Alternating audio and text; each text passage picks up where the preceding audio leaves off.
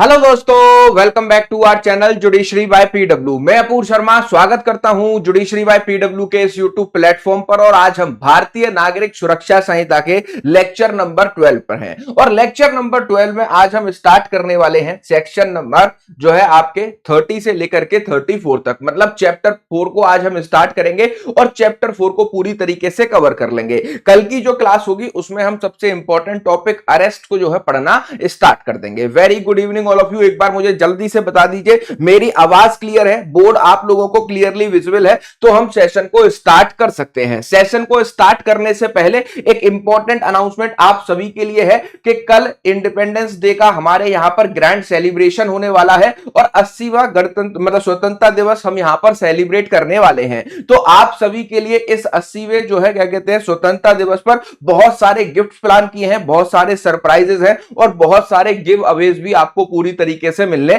वाले हैं। तो अगर आप चाहते हैं कि इस बार रिपब्लिक डे पर आपको बहुत ही अच्छी जो है गिफ्ट्स मिले और आपके घर तक वो गिफ्ट्स पहुंचे, तो आपको पूरी तरीके से जो है क्या करना है, जो हमारा कल का सेशन है इस इवेंट को शाम को 6 बजे लाइव ज्वाइन करना नहीं भूलना। ठीक है, आप इस सेशन को अभी देखेंगे तो जुडिशरी बाय पीडब्ल्यू के जब आप यूट्यूब चैनल पर जाएंगे, जहां पर अभी मेरी ये लाइव क्लास चल रही है, उसी पर लाइव सेक्शन में जब आप जाओगे तो लाइव सेक्शन में आपको यहां पर सेलिब्रेशन 80th इंडिपेंडेंस डे, ठीक है, अमेजिंग सरप्राइज और गिफ्ट वाला ही सेशन दिख जाएगा। ठीक है, इस पर जैसे ही आप जाएंगे यहां पर आपको जो है इसकी सारी डिटेल्स मिल जाएंगी। ये सेशन जो है कल शाम को 6 बजे जो है लाइव होने वाला है। हम कल इसको पूरी तरीके से आपके साथ में डिस्कस करने वाले हैं। चलिए स्टार्ट करते हैं आज के इस इंपॉर्टेंट सेशन को। उससे पहले कि अगर अभी तक मुझसे कनेक्ट नहीं हुए हो और डेली बेसिस पर मेरी क्लासेस में आपको कुछ भी पूछना है और डेली क्लासेस के लिंक लेना है, ठीक है, तो यहां पर आपको अपूर्व सर जुडिशरी वाला ये मेरा टेलीग्राम है, डायरेक्टली कनेक्ट हो जाना है, जहां पर हम आपसे जो है सारे डिस्कशन करते रहेंगे। दूसरी सबसे इंपॉर्टेंट बात, बीएनएसएस के आपके जितने भी नोट्स थे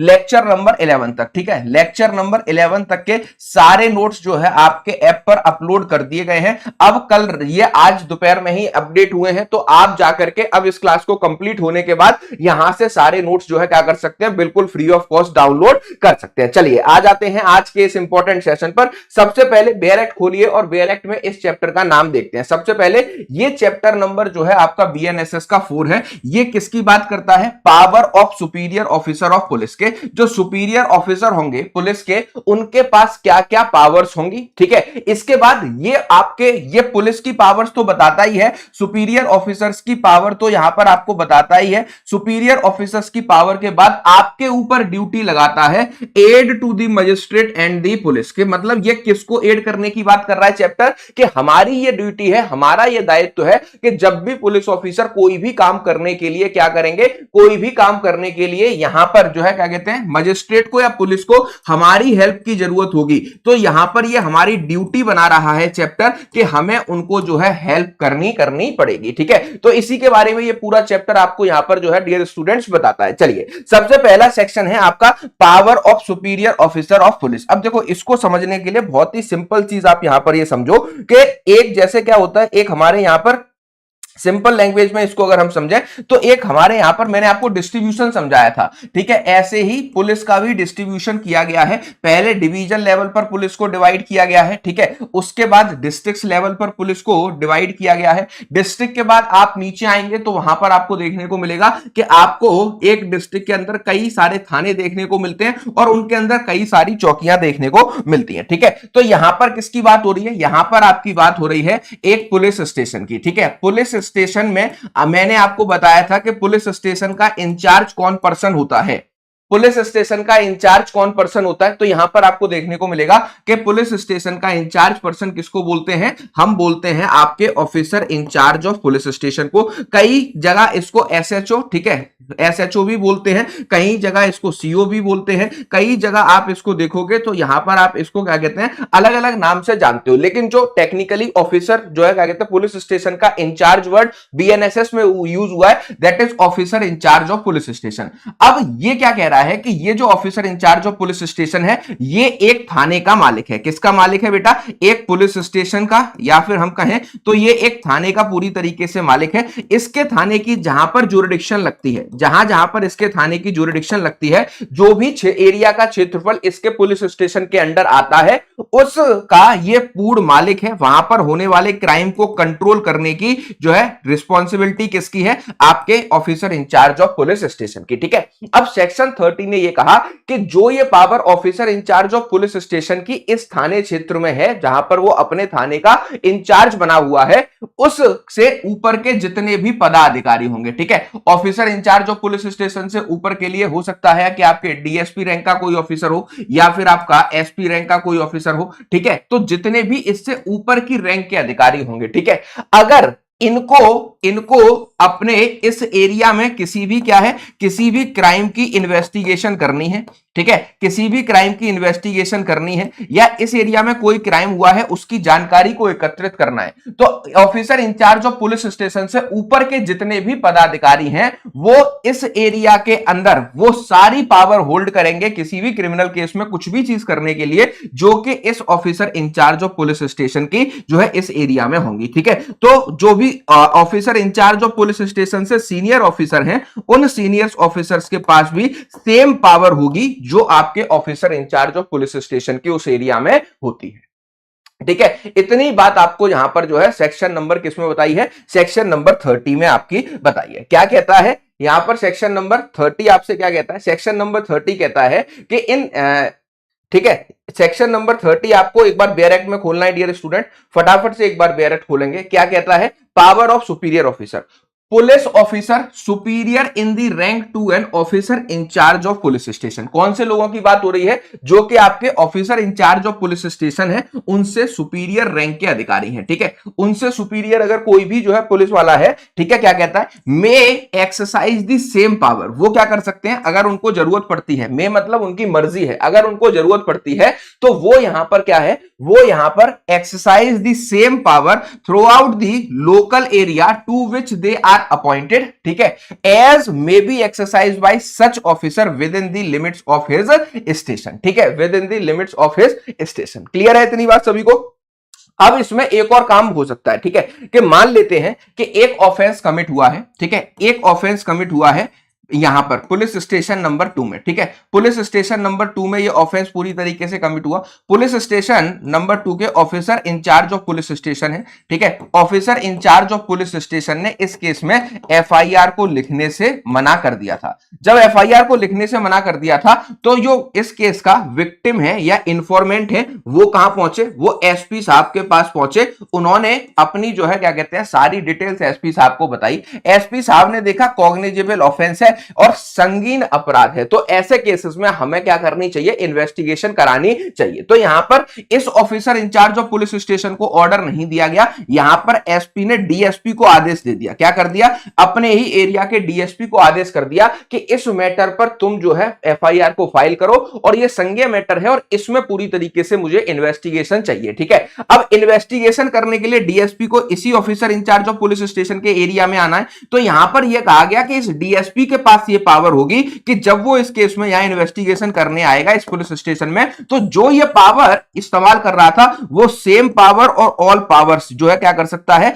ऑल पावर्स को सीनियर पुलिस ऑफिसर्स भी, ठीक है, ऑल पावर्स को सीनियर पुलिस ऑफिसर भी जो है क्या कर सकते हैं? यूज कर सकते हैं। ठीक है, इस्तेमाल कर सकते हैं। ये बात आपको यहां पर बताई गई है। ठीक है, अब आते हैं यहां पर आपका सेक्शन नंबर 31। सेक्शन नंबर 31 कहता है public went to assist the magistrate and police. ठीक है, अब ये ड्यूटी किसकी है? मेरी और आपकी है। सेक्शन 31 किसकी ड्यूटी की बात कर रहा है? मेरी और आपकी, मतलब पब्लिक की बात कर रहा है। और आपसे क्या कह रहा है कि आप पब्लिक हो, अगर आपको इनमें से लिखे गए किसी भी ऑफेंस की जानकारी मिलती है या फिर ये मजिस्ट्रेट साहब की या फिर पुलिस ऑफिसर साहब आपके एरिया में आकर के किसी भी काम को करते हैं जो यहां पर लिखे हुए हैं, ठीक है, और इसमें उनको आपकी हेल्प की रिक्वायरमेंट होगी, आपकी हेल्प की जरूरत होगी, तो ये आपकी ड्यूटी बन जाती है कि आप मजिस्ट्रेट साहब को और पुलिस को जो है क्या करने वाले हो? असेस करने वाले हो, उनको हेल्प करने वाले हो। ठीक है, now come to the section number 31। Section number 31 सबसे पहले आपसे कहता है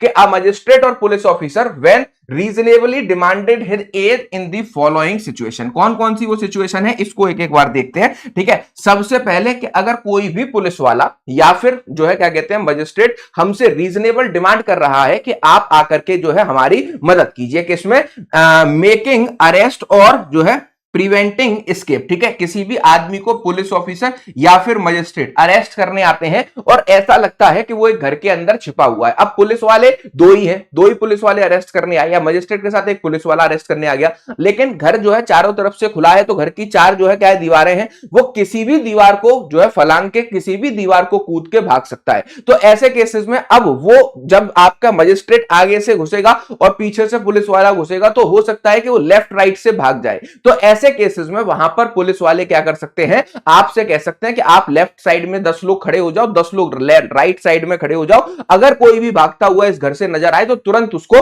पकड़ने की कोशिश करना, ठीक है। तो यही बात यहां पर की गई है, to assist in taking of any person whom the magistrate और police officer is authorised to arrest और प्रिवेंट हिज एस्केप, ठीक है। तो उसको पकड़ने में जो है आप क्या करने वाले हो, पुलिस की हेल्प करने वाले हो। ये आपके ऊपर पहली ड्यूटी यहां पर सेक्शन नंबर 31 ने लगा दी। सेक्शन नंबर 31 का जो क्लॉज 1 है उसका सब क्लॉज बी आपसे क्या कहता है, कहता है इन prevention of suppression of breach of peace, ठीक है। कि अगर पुलिस वाले आकर के कहीं पर भी जो है क्या कर रहे हैं, ब्रीच को रोकने की कोशिश कर रहे हैं, तो फिर ऐसे केसेस में अब आपको क्या करना होगा। तो यहां पर आपको सिंपल लैंग्वेज में बताया गया है कि आप to assist in the prevention और the suppression of breach of peace, ठीक है, पब्लिक शांति को बनाए रखने के लिए अगर पुलिस वाला वहां पर आकर, या फिर आपको देखने को मिलेगा कोई भी व्यक्ति वहां पर आकर जो अथॉरिटी है आपसे हेल्प मांग रही है कि दो ग्रुपों में लड़ाई होने वाली है, झगड़ा होने वाला है, हम इतना पुलिस फोर्स नहीं लेकर आए हैं जिससे कि इन ग्रुपों को शांत कराया जा सके, तो आप आइए और हमारी इस जो है इसमें पूरी तरीके से मदद कीजिए, ठीक है। तो प्रिवेंशन ऑफ ब्रीच और सप्रेशन के लिए अगर कोई भी पुलिस ऑफिसर आपकी एड मांग रहा है तो आपको क्या करना होगा, उस पुलिस ऑफिसर की वहां पर मदद करनी होगी। क्लियर है इतनी बात। तीसरी सबसे इंपॉर्टेंट बात कहता है prevention of injury of public property, ठीक है, prevention of injury of public property. अगर सार्वजनिक जगह पर जो भी सार्वजनिक संपत्ति है, समझ में आ गया, सिंपल भाषा में आपसे कहा गया है कि अगर कोई भी व्यक्ति सार्वजनिक संपत्ति को नुकसान पहुंचाने की कोशिश करता है, जैसे रोडवेज बसों को जलाना, बाकी आपके जितने भी मेट्रो स्टेशन वगैरह हुए हैं, मेट्रो स्टेशन वगैरह है, उन पर आकर पथराव करना, या फिर आप किसी भी कोई भी सार्वजनिक जगह है पब्लिक टॉयलेट्स को डिस्ट्रॉय करना, पब्लिक हॉस्पिटल्स को डिस्ट्रॉय करना, तो ऐसे केसेस में, ठीक है, तो ऐसे केसेस में अगर पुलिस ऑफिसर आपसे असिस्टेंट मांगता है, हेल्प मांगता है कि इन लोगों को इस प्रॉपर्टी को बचाने से रोकिए, ठीक है, तो क्या करना है, to assist in the prevention of any injury attempt to be communicated to any public property. तो आपको ऐसे केसेस में बेटा पूरी तरीके से उनको हेल्प करनी होगी। ये आपकी क्या बनाई गई है, लीगल ड्यूटी बनाई गई है कि आप मजिस्ट्रेट को और पुलिस ऑफिसर को जब भी वो आपसे डिमांड करेंगे, रिक्वेस्ट करेंगे, तब आप उनको असिस्ट करने वाले हैं, हेल्प करने वाले हैं। तो this is all about section number 31। ये आपका पूरा सेक्शन हो गया। अब आ जाइए एक बार फटाफट बेयर एक्ट पर। 31 में बेयर एक्ट खोल लीजिए, क्या कहता है, every person is bound to assist a magistrate और police officer reasonably demanding his aid, ठीक है। अब देखो यहां पर एक वर्ड लिखा है रीजनेबली डिमांडिंग हिज एड, ठीक है। अब ऐसा नहीं होगा कि आतंकवादी को पकड़ने मजिस्ट्रेट अरेस्ट करने जाते हैं या पुलिस ऑफिसर अरेस्ट करने जाते हैं और आपको पता है कि सामने वाले व्यक्ति के पास हैंड ग्रेनेड है, AK-47 गन है, ठीक है, और वहां पर आप उनसे कहोगे कि भाई आप लोगों के पास कुछ नहीं है, अपनी अपने घर से लाठियां निकाल लो और इस पूरे जो है क्या कहते हैं कैंपस को घेर लो, इसमें मुझे एक आदमी को अरेस्ट करना है, ठीक है। जब पुलिस को यह पता है, मजिस्ट्रेट को यह पता है कि वो फायरिंग कर सकते हैं, हैंड ग्रेनेड को फेंक करके आपको जो है दुखी कर मतलब जान ले सकते हैं, तो यहां पर सिंपल वर्ड लिखा है रीजनेबली डिमांडिंग हिज एड, ठीक है। आप उसी कंडीशन में उसको हेल्प करने के लिए क्या हो, बाउंड हो, जब वो आपसे रीजनेबल डिमांड कर रहा होगा। अनरीजनेबल डिमांड, जैसे सामने वाले के पास जो है पिस्टल रखी हुई है और आपसे कह रहा है कि आप लेफ्ट साइड खड़े हो जाओ और अपने भाई को राइट साइड खड़े कर दो, हम अंदर जा रहे हैं आगे पीछे से घेरने के लिए, अगर ये भागेगा तो यहां पर जो है क्या कहते हैं आप उसको पकड़ लेना, तो आप पकड़ने जाओगे या लाठी मारोगे उसके तो वो गोली मार के नहीं निकल जाएगा। तो रीजनेबल एड पर ही आपको हेल्प करनी है, ऐसा नहीं है आंख बंद करके हर मैटर में घुस जाओ, अरे आतंकवादी आगे चलो मैं आपको अरेस्ट करवाने की मदद करता हूं, मार के भाग जाएगा, ऐसा नहीं करना है आपको, ठीक है। इस बात को याद रखेंगे यहां पर, इसीलिए रीजनेबली एंडिंग हिज जो है एड लिखा है, ठीक है। पहला, इन टेकिंग और preventing the escape of any other person whom the magistrate or the police officer is authorized to arrest. जिसको कि वो पुलिस ऑफिसर और मजिस्ट्रेट अरेस्ट करने आए हैं, उन व्यक्तियों को क्या है, उन व्यक्तियों को अरेस्ट करवाने में आपको उनकी मदद करनी है। दूसरा, इन दी प्रिवेंशन और the suppression of breach of peace, ठीक है, अगर जो है ब्रीच ऑफ पीस होने वाला है, कहीं पर जो है अराजकता फैलने वाली है, वहां पर आप उनको हेल्प कर सकते हो। तीसरा, in prevention of any injury attempt to be committed to any public property, ठीक है, तो सार्वजनिक संपत्ति को नुकसान पहुंचाने वाले लोगों पर अगर मजिस्ट्रेट आपकी हेल्प मांगते हैं, पुलिस ऑफिसर आपकी हेल्प मांगता है, तो आपको वो हेल्प क्या है बेटा, करनी होगी, जिससे कि क्या किया जा सके, जिससे कि इन सारी चीजों को रोका जा सके। ठीक है, अब 31 के बाद 32 क्या है, 31 सेक्शन का ही एक्सटेंशन है। अगर वो चाहते तो इसको इसके अंदर सब क्लॉज 2 डालकर लिख सकते थे, लेकिन यहां पर एक सेपरेट सेक्शन बना दिया जिससे कि आपको ज्यादा से ज्यादा सेक्शंस याद करने पड़े। ठीक है, तो यहां पर क्या कहा है, सेक्शन 32 कहता है aid to person other than the police officer executing a warrant. अब मैंने आपको बताया था कि जब भी कोई आपका वारंट इशू होता है, मैंने आपको समझाया था डिटेल में कि जब भी कोई वारंट इशू होता है तो कोर्ट चाहे तो पुलिस ऑफिसर का जो है क्या कर सकती है, पुलिस को कह सकती है कि आपको हम इसमें जो है क्या कर रहे हैं, वारंट को एग्जीक्यूट करने के लिए अपॉइंट कर रहे हैं, आप जाकर के उसको अरेस्ट करके लाइए। अगर मजिस्ट्रेट को ऐसा लगता है कि पुलिस वाले को नहीं भेजना है, किसी और पर्सन को भेज देना चाहिए, ठीक है, तो फिर ऐसे केसेस में आपको देखने को मिलेगा कि ऐसे केसेस में सबसे इंपॉर्टेंट चीज आपको यहां पर निकल कर आती है कि इन सारे केसेस में क्या होगा, इन सारे केसेस में आपका मजिस्ट्रेट किसी और व्यक्ति को वारंट में उसका नाम लिखकर ऑथराइज कर सकता है। ठीक है, ठीक है, ऑथराइज कर सकता है। अब ऑथराइज कर देगा, इसका मतलब क्या हुआ कि अब जो अदर पर्सन है, जो पुलिस ऑफिसर नहीं है, उस पुलिस ऑफिसर का, ठीक है, ध्यान से सुनेगा, उस व्यक्ति का ये राइट बन जाएगा कि वो उस वारंट के अकॉर्डिंग जिस व्यक्ति का वारंट पर नाम लिखा है उसे अरेस्ट करके ले आए। तो सेक्शन 32 ने सिंपल लैंग्वेज में ये बताने की कोशिश की, अगर मजिस्ट्रेट ने पुलिस के अलावा किसी भी दूसरे व्यक्ति को वारंट में क्या है, वारंट में नाम लिखकर ये अथॉरिटी दे दी है कि वो उस वारंट को एग्जीक्यूट करा के वारंट में लिखे हुए व्यक्ति के नाम को जो है, नाम वाले व्यक्ति को अरेस्ट करके कोर्ट में लेकर आए, तो ऐसे केसेस में जब भी वो अदर पर्सन भी उस वारंट को एग्जीक्यूट कराने जा रहा होगा, किसी भी व्यक्ति को अरेस्ट करने जा रहा होगा, तो वो वहां पर पब्लिक की हेल्प ले सकता है और पब्लिक को उसकी हेल्प करनी होगी। ये कहता है आपका section number 32। Section 32 of BNSS means that when a warrant is directed to be the person other than the police officer, any other person may in execution of such warrant। ठीक है, in execution of such warrant। Clear है इतनी बात? तो यहां पर आप third person को भेज रहे हैं, तो थर्ड पर्सन क्या कर सकता है, पब्लिक की हेल्प ले सकता है, ठीक है, किसी भी व्यक्ति को अरेस्ट करने के लिए। क्लियर है इतनी बात? याद रखेंगे, ये इंपॉर्टेंट पॉइंट है इस सेक्शन का। ठीक है, पढ़ लेते हैं एक बार डायरेक्ट से। क्या कहता है, when a warrant is directed to the person other than the police officer, जब वो व्यक्ति पुलिस नहीं है, दूसरा कोई व्यक्ति है, any other person may aid in the execution of such warrant if the person to whom the warrant is directed be near at the hand and acting in the execution of warrant.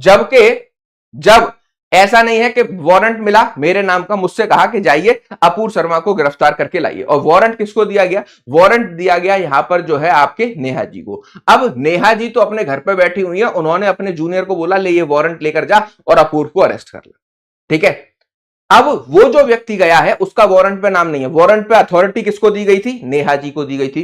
तो नेहा जी मुझे जब arrest करने आएंगी तभी public आपको assess करेगी। ऐसा नहीं है नेहा जी का जूनियर कोई मुझे अरेस्ट करने आ रहा है तो और वो पब्लिक से कह रहा है कि अपूर्व कहीं इस घर से निकल के, इस कमरे से निकल के भाग ना जाए, जहां पे ये क्लास ले रहा है, तुम क्या करो मेरी हेल्प करो। ठीक है, तो उस व्यक्ति की हेल्प नहीं होगी, सिर्फ उसी व्यक्ति को एड लेने की जो है, सहायता लेने की अधिकार है जिसका नाम वारंट पे लिखा हुआ है। तो इस एग्जाम्पल में नेहा का नाम लिखा हुआ है, तो नेहा का वहां पर होना जो है क्या है, जरूर। Clear? This is section number 32।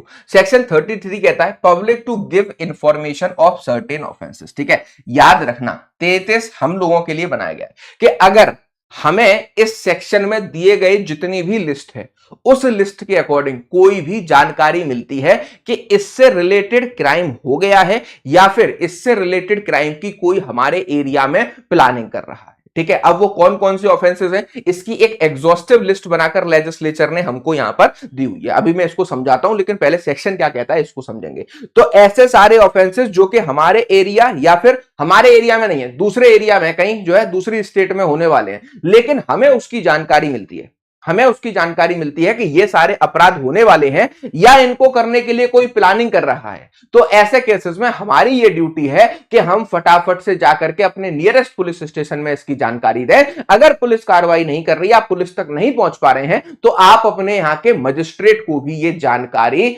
दे सकते हैं। क्लियर? आप मजिस्ट्रेट को भी ये जानकारी दे सकते हैं। क्लियर है इतनी बात? अब आइए सेक्शन नंबर 33 पर। 33 कहता है public to give information of certain offences. अब यहां पर सबसे पहले सेक्शन कहता है, section 33 of BNSS says that if any person is aware of the commission of और the intention of any other person to commit. ठीक है, सबसे पहले क्या कह रहा है कि या तो उसको यह पता लग गया कि उसके एरिया में कोई ऑफेंस हो गया, वो ऑफेंस कौन सा है, ये वाला, अभी मैं इसको समझाता हूं, रुक जाइए। ठीक है, ये वाला ऑफेंस है। ठीक है, तो यहां पर क्या कह रहा है, या तो उसको ये पता लगा कि कमीशन ऑफ ऑफेंस हो चुका है, या और to intention of any other person to commit. ठीक है, या फिर उसको ये पता है कि कोई अदर पर्सन है जो इन क्राइम्स को करने की इंटेंशन रखता है, उसने प्लानिंग करना स्टार्ट कर दिया है। ठीक है, certain serious offences listed in this section it is his legal duty to forthwith give the information about the nearest magistrate or the police officer। तो वो व्यक्ति फटाफट से एक्शन लेते हुए भागता हुआ नियरेस्ट मजिस्ट्रेट को ये जानकारी दे दे या फिर पुलिस ऑफिसर को ये जानकारी दे दे। ठीक है, अब यहां पर आप देखोगे तो इस तरीके की एक टेबल बनी हुई है जहां पर भारतीय न्याय संहिता के क्या है, भारतीय न्याय संहिता के कई सेक्शंस यहां पर लिखे हुए हैं। अब ये सेक्शंस किसके बारे में बात करते हैं, एक बार जब आप इसको पढ़ लेंगे तब आपको डिटेल में जो है क्या होगा, यहां पर ये सारी चीजें समझ में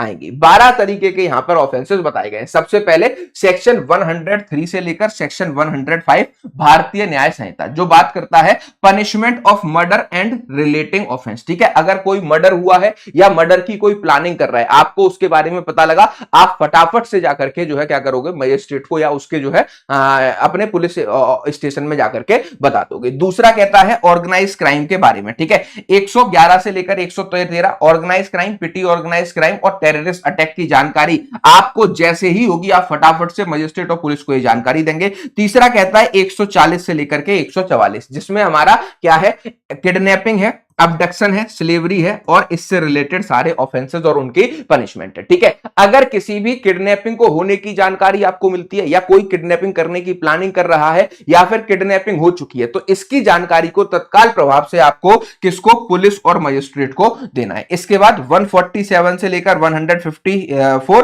और 158 क्या कहता है, ऑफेंसेस अगेंस्ट जो है स्टेट। अगर कोई भी व्यक्ति राज्य के विरुद्ध राजद्रोह छेड़ने की जो है क्या कर रहा है, राजद्रोह छोड़ने की कोशिश कर रहा है, मतलब स्टेट के विरुद्ध किसी भी चीज की प्लानिंग कर रहा है कि हम जो है सरकार के खिलाफ ये एक्शन लेने वाले हैं। ठीक है, या फिर इससे रिलेटेड जितने भी ऑफेंसेस हैं उसकी जानकारी आपको मिले या ऐसा कोई भी ऑफेंस आपके सामने कमिट हो या ऐसी कोई भी प्लानिंग की जा रही हो, तो ऐसे केसेस में बेटा आपके पास अधिकार होता है कि आप पुलिस के और मजिस्ट्रेट को इसकी जानकारी देंगे। अधिकार नहीं है, आपकी ड्यूटी है कि आपको देनी ही देनी है इसकी जानकारी। ठीक है, आगे कहता है 178 से लेकर 182 offences related to coin, currency, bank notes और गवर्नमेंट स्टेप। कोई भी आदमी मतलब फर्जी करेंसी बना रहा है, फर्जी कॉइन्स बना रहा है या फिर इसको बनाने की प्लानिंग कर रहा है या फिर जो हमारे गवर्नमेंट स्टैंप होते हैं, स्टैंप पेपर देखा है सभी ने। ठीक है, जो गवर्नमेंट स्टैंप होते हैं उनको फर्जी बना रहा है। ठीक है, तो ऐसे केसेस की जानकारी मिलते ही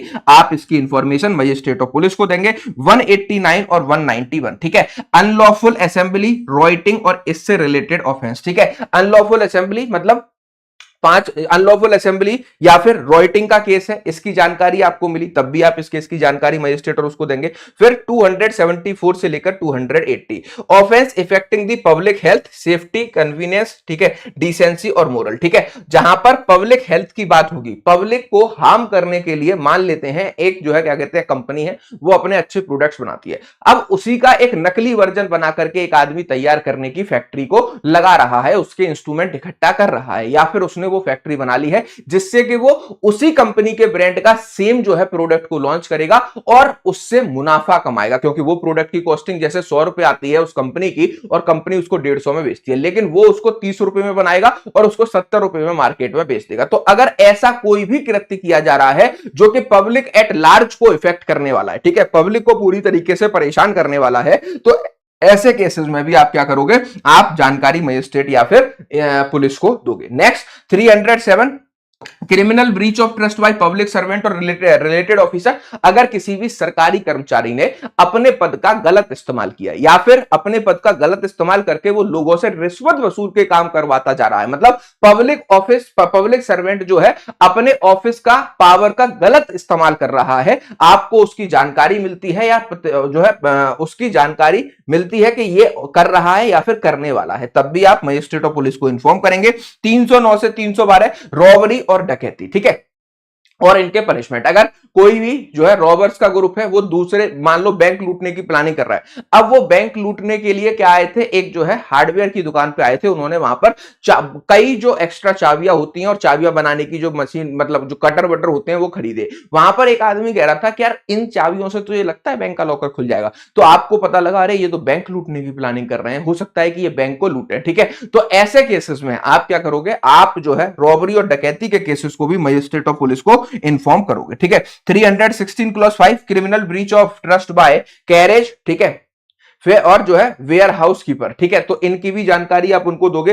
326 से लेकर 328 mischief and criminal trespass house trespass relating offences, ठीक है। तो अगर मिसचीफ और इसकी हाउस ट्रेसपास की आपकी कोई खबर आती है, आप इसको फटाफट से मजिस्ट्रेट के पास भेजेंगे। 331 से 332 हाउस ब्रेकिंग और हाउस ट्रेसपास की जानकारी आती है, तब भी आप फटाफट से आप अपने एरिया के मजिस्ट्रेट, नियरेस्ट मजिस्ट्रेट को दे देंगे या फिर पुलिस ऑफिसर को दे देंगे। यही बात पूरी तरीके से इस सेक्शन में आपको बताई गई है, ठीक है। अब ये जो सबसे इंपॉर्टेंट पार्ट है इसका एक बार डायरेक्ट खोल लीजिए, सेक्शन नंबर 33 का क्या कहता है, every person aware of the commission of, या तो उसको जानकारी है कि कोई ऑफेंस हो सकता है या होने वाला या हो चुका है, और of the intention of any other person to commit any offence punishable under any of the following section of Bharatiya Nyaya संहिता 2023 नेमली, ठीक है। अब ये सेक्शन की वो 12 जो है क्या कहते हैं कैटेगरीज है जो मैंने अभी आपको बताई, ठीक है। अगर आपको इनमें से किसी की भी जानकारी मिलती है तो आप क्या करेंगे, जाकर के अपने नियरेस्ट मजिस्ट्रेट को, मतलब फोर्थ विद का मतलब क्या होता है बेटा, फोर्थ विद का मतलब होता है इमीडिएटली, ठीक है, तत्काल प्रभाव से, जितनी जल्दी हो सकता है उतनी जल्दी क्या करेंगे आप, जितनी जल्दी हो सकता है उतनी जल्दी आप जो है give information to the nearest magistrate और the police officer such commission और इंटेंशन, ठीक है, क्लियर। दूसरा क्लॉज कहता है for this purpose of this section the term offence include any act committed at any place outside the India which would constitute an offense if committed in India। मतलब ये समझना बहुत जरूरी है कि इस सेक्शन के अकॉर्डिंग ऑफेंस क्या होगा, वो ऑफेंस होगा जो एक्ट इंडिया के बाहर भी किया जा रहा है, लेकिन अगर वो इंडिया के अंदर किया गया होता तो वो भारतीय न्याय संहिता के अकॉर्डिंग एक पनिशेबल ऑफेंस होता। तो ऐसे केसेस की भी जानकारी आपको मिलेगी, आप फोर्थ विद इमीडिएटली भागते हुए पुलिस स्टेशन जाएंगे या नियरेस्ट एरिया मजिस्ट्रेट के पास जाकर के इसकी जानकारी को दे देंगे, क्लियर। तो this is all about section number 33। अब यहां पर लास्ट सेक्शन जो बचता है ये इंपॉर्टेंट और इंटरेस्टिंग है, क्या कहता है कि duty of officer employed in the connection with the affairs of village to make certain reports, ठीक है, कि जो आपका गांव है, ठीक है, गांव मतलब जिस भी जगह पर आप रहते हैं वहां पर कुछ ऑफिसर्स अपॉइंट किए गए हैं, जैसे सरपंच हैं, ठीक है, एक उसमें से पंच है, अगर आप म्युनिसिपैलिटी एरिया में देखोगे तो म्युनिसिपल कॉर्पोरेशन है, ठीक है, उसके आपके यहाँ के सभासद हो गए, आपके यहाँ के विलेज ऑफिसर हो गए, कोटवार वगैरह जैसे हम अलग एमपी लैंड रेवेन्यू में पढ़ते हैं, ठीक है। तो जो भी ये आपके गांव के जितने भी रिलेशन ऑफिसर्स हैं, इनको अगर कोई भी जानकारी मिलती है अपने गांव के आसपास किसी भी क्राइम को होने की जो कि आपके सेक्शन नंबर 34 में बताए गए हैं, तो इनकी ये ड्यूटी है कि ये जाकर के इस क्राइम की सूचना तत्काल प्रभाव से पुलिस को देंगे। ये सेक्शन 34 ने बताया है, ठीक है। एक बार इसका पहले फर्स्ट क्लॉज पढ़ते हैं फिर आगे पढ़ेंगे। Every officer employed in connection with the affairs of village, कोई भी ऑफिसर जो कि एम्प्लॉयड है विद द अफेयर्स ऑफ किससे, विलेज से, and every person residing in the village, ठीक है। इससे फर्क नहीं पड़ेगा कि वो ऑफिसर ही जानकारी देंगे या उनको ही पता होनी चाहिए, जो अफेयर्स ऑफ विलेज से रिलेटेड है that is so good so well, ठीक है, लेकिन वो व्यक्ति भी जो कि उस गांव में रहते हैं, उस गांव के जो है निवासी हैं। ठीक है, क्या कहता है, शैल वर्ड है, शैल forthwith communicated to the nearest magistrate or to the officer in charge of the nearest police station whichever is nearer any information which he may possess respecting। ठीक है, अब सुनना ध्यान से कि आप जैसे इसको एग्जांपल से समझाता हूं तो थोड़ा सा और ये क्लियर हो जाएगा। ठीक है, कि एक गांव है, ठीक, अब इस गांव में दो ऑफिसर हैं, एक तो आपके जो सरपंच साहब हैं, ठीक है, वो हैं, प्लस सरपंच के नीचे, ठीक है, सरपंच के ऊपर, दोबारा से समझेंगे, ये एक गांव है, ठीक है, इस गांव में 20 घर बने हुए हैं। ठीक है, ऐसे ही बहुत सारे घर हैं। ठीक, इस गांव में एक पंचायत है। ठीक, पंचायत के 5 मेंबर्स हैं। ठीक है, एक इनका सरपंच, पंच या प्रधान, जो भी आपके एरिया में बोला जाता हो वो है। ठीक, तो ये 6 लोग क्या हो गए, ये 6 लोग जो है इस गांव के लिए अपॉइंट किए गए हैं, जो कि इस गांव के देखरेख के लिए, डेवलपमेंट के लिए काम करेंगे। ठीक है, इन्हीं लोगों ने सेलेक्ट किए, जैसे हमारे यहाँ पे प्रधान का इलेक्शन होता है, गांव की बात कर रहे हैं तो। ठीक, तो ये 6 लोग तो हो गए आपके ऑफिशियली अपॉइंटेड लोग। इसके बाद, ठीक है, इसके बाद व्हाट्सएप पे पीडीएफ किसने कहा था आपको मिलेगी, व्हाट्सएप पे तो पीडीएफ मिलेगी नहीं, पीडीएफ मिलेगी आपको पीडब्ल्यू के ऐप में जाकर जुडिशरी सेक्शन में जब पहुंचोगे, वहां BNSS master classes by Apur Sharma sir का बैच मिलेगा, वहां पे जाके आपको ये पीडीएफ मिलेगी। ठीक है, और इस वीडियो के डिस्क्रिप्शन में जाओगे, वहां पर पीडब्ल्यू ऐप का लिंक मिल जाएगा, उस पर टच करोगे, सीधे वहीं पहुंच जाओगे बैच पे, अपना नंबर डालो, फ्री में एनरोल कर लो, 0 पैसे लग रहे हैं, वहां से पीडीएफ डेली डाउनलोड कर लो। अब इस गांव में 20 घर हैं जिसमें 100 पर्सन रहते हैं। ठीक है, तो अब ड्यूटी क्या है कि या तो इनमें से किसी भी व्यक्ति को इसकी इंफॉर्मेशन मिली, जो नीचे लिखी गई चीजें हैं, ठीक है, या फिर इंफॉर्मेशन इन गांव वालों में से किसी भी 100 पर्सन को मिली। ठीक है, तो यहां पर total strength of the village कितनी है, 100 और 6, ठीक है, 106। अब 106 आदमियों में से किसी को भी ये जानकारी मिलती है, ठीक है, किसी को भी ये जानकारी मिलती है जो कि सेक्शन 34 में आपको बताई गई है, तो वो ऐसे केसेस में सर्वप्रथम, सबसे पहले, अब शैल है, शैल मतलब मैंडेटरीली आपको ऐसा करना ही करना है, मैंडेटरीली आपको अपने एरिया के मजिस्ट्रेट के पास जाना है या फिर पुलिस स्टेशन जाना है, जो भी आपके नियरेस्ट हो, जो भी आपके घर से पास पड़े, उनके पास जाकर इस जानकारी को साझा करना ही करना है। ये इस सेक्शन ने हमें बताया। ठीक है, बिल्कुल फ्री है पीडीएफ, बिल्कुल फ्री, 0 कॉस्ट पे, ये बिल्कुल यूट्यूब पे सीरीज है मेरी बीएनएसएस की, और 0 कॉस्ट पे ही आपको यहां पर बीएनएसएस के नोट्स भी दिए जा रहे हैं, 100% फ्री। ठीक, चलिए अब आते हैं आगे, क्या कहता है, व्हाट इंफॉर्मेशन मस्ट बी जो है आपकी कम्युनिकेटेड। ये तो हमने पढ़ लिया कि नियरेस्ट मजिस्ट्रेट एरिया, जो भी हमारे घर के पास होगा उनको जाकर के जानकारी हमें देनी है, लेकिन कौन सी जानकारी देनी है, ये 6 तरीके की जानकारी है।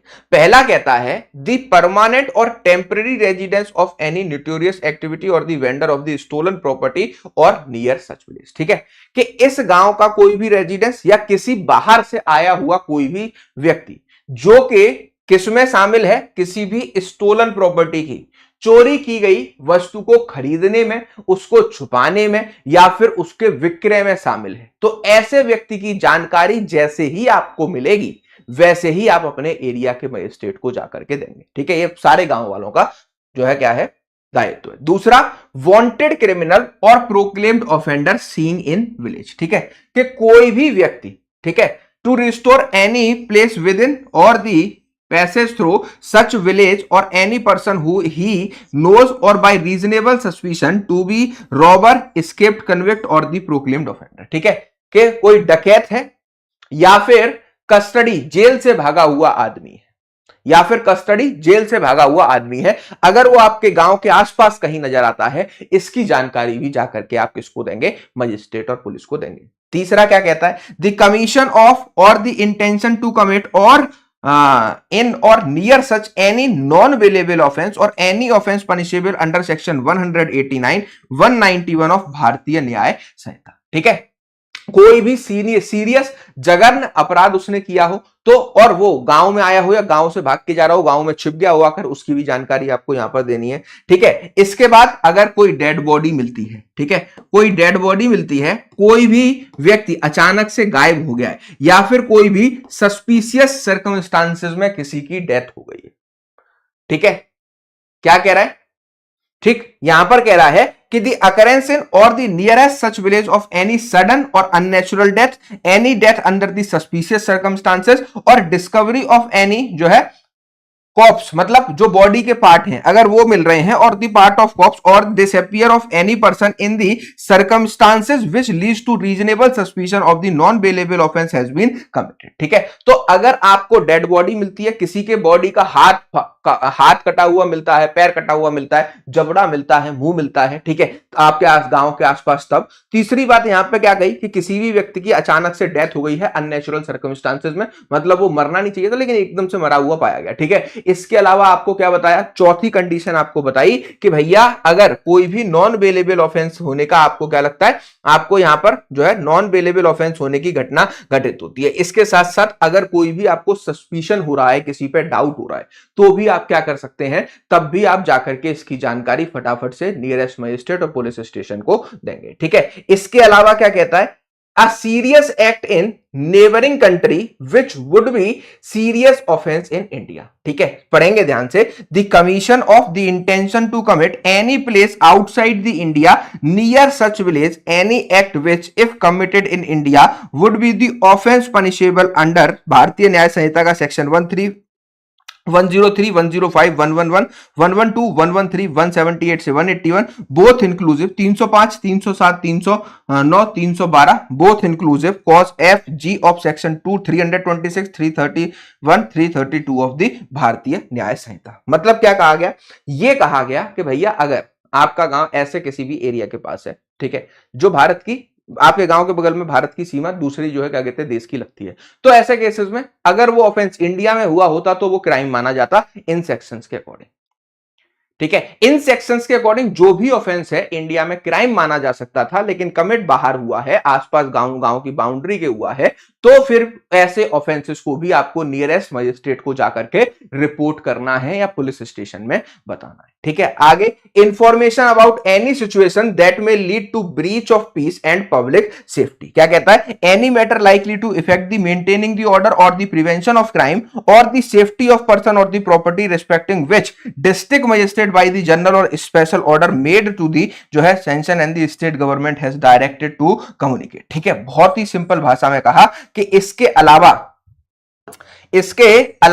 ठीक है, अगर डीएम ने कोई भी आदेश निकालकर बताया है कि इस गांव में अगर ये जो ऊपर ऑफेंसेस लिखे हैं इसके अलावा इन ऑफेंसेस को भी जो है क्या है, इन ऑफेंसेस की भी जानकारी आपके पास आए, तो आप इसको नियरेस्ट जो है मजिस्ट्रेट को क्या करेंगे, नियरेस्ट मजिस्ट्रेट को फटाफट से, ठीक, नियरेस्ट मजिस्ट्रेट को फटाफट से इन्फॉर्म करेंगे। तो ऐसे केसेस में, ठीक है, तो फिर ऐसे केसेस में क्या होगा, ऐसे केसेस में जल्द से जल्द उसको आपको रिपोर्ट करके आना होगा। ये आपके सारे गांव वालों की ड्यूटी है और जो भी गांव के ऑफिसर हैं, जो गांव के वेलफेयर के लिए काम कर रहे हैं, उनके लिए भी जरूरी है। क्लियर? ठीक, क्लियर है? चलिए, now come to the next point, section number 34 का सब सेक्शन 2 क्या कहता है। सब सेक्शन 2 हमें कुछ डेफिनेशंस बताता है विलेज के रिस्पेक्ट में। क्या कहता है? विलेज में क्या इंक्लूड होगा, विलेज में जमीन की लैंड भी इंक्लूड होगी। ठीक है, ऐसा नहीं है कि गांव गांव का एरिया। अब इन गांव वालों की जमीन, ये तो गांव है, गांव वालों की जमीन थोड़ी थोड़ी दूर पर है गांव से, तो अगर इनकी जमीनों पर भी कोई ऐसी एक्टिविटी होती है, ठीक है, तो उस लैंड पर भी एक्टिविटी हो रही है तो उसको भी जो है बताना होगा। ठीक है, प्रोक्लेम्ड ऑफेंडर क्या कहता है, includes any person proclaimed as an offender by any court authorized in the territory in India to which this Sanhita does not extend in respect of any act which if committed in the territory to which this Sanhita extend would be the offense punishable with the imprisonment for a 10 years or more with the life imprisonment death penalty under the भारतीय न्याय संहिता 2023। ठीक है, तो यहां पर क्या कहा, ठीक है, तो यहां पर क्या कहा, यहां पर ये कहा कि भैया प्रोक्लेम्ड ऑफेंडर कौन होगा, एक तो प्रोक्लेम्ड ऑफेंडर जो यहां से हमारे यहां के जेलों से भागा हुआ है, या फिर ऐसा कोई भी व्यक्ति जो कि आपके दूसरी जगह से भागकर आया है। ठीक है, और ऐसे केसेस में उस व्यक्ति ने 10 साल से ज्यादा उम्र कैद या डेथ पेनल्टी तक का भी अगर जो है क्या है क्राइम कर रखा है तो उसको भी हम इसी की परिभाषा में रखेंगे। ठीक है, प्रोक्लेम्ड ऑफेंडर की डेफिनेशन में रखेंगे। तीसरा, officer employed in connection with the affairs of the village, ये कौन होंगे, means a member of the panchayat of the village and include the headman and every officer or other person appointed to perform any function connected with the administration of the village। ठीक है, कि आपका headman हो सकता है, panchayat of the member हो सकते हैं, या कोई भी अदर ऑफिसर हो सकता है या अदर पर्सन हो सकता है जिसको कि गांव के फंक्शंस को पूरी तरीके से गांव के फंक्शंस को परफॉर्म करने के लिए कहा गया हो। ठीक है, तो ये आपको यहां पर सेक्शन 34 के बारे में सारी जानकारी दी गई है। Please come to the bare act, bare act से एक बार इसको कवर कर लेते हैं। Every officer employed in the connection with the affairs of village और every person residing in village shall forthwith communicated to the nearest magistrate और the officer in charge of the nearest police station whichever is nearer any information which he may possess respect. ठीक है, अब ये वो offences की list है जो मैंने अभी आपको एक एक करके समझाई। ठीक है, अब ये पूरा सेक्शन हमने कवर कर लिया है। इसके बाद सेकंड क्लॉज इसका क्या कहता है। ठीक है, सेकंड क्लॉज कहता है कुछ डेफिनेशंस को बताता है। सब क्लॉज 2 क्या कहता है, विलेज इंक्लूड्स विलेज लैंड। ठीक है, एक्सप्रेशन प्रोक्लेम्ड ऑफेंडर अभी हम समझ चुके हैं। The word officer employ in connection with the affairs of village. ठीक है, तो मेंबर ऑफ पंचायत हो सकते हैं विलेज के, इंक्लूड्स दी हेडमैन हो सकते हैं। ठीक है, इसके बाद एवरी ऑफिसर या फिर अदर पर्सन जो अपॉइंट किया गया हो परफॉर्म करने के लिए कोई भी फंक्शन विलेज से रिलेटेड या फिर उसके एडमिनिस्ट्रेटिव जो है किससे, उससे रिलेटेड। क्लियर है इतनी बात। तो this is all about section number 34। अब हमें अगला पुलिस में अरेस्ट विदाउट वारंट। ठीक है, अरेस्ट का चैप्टर है सेक्शन 35 से लेकर के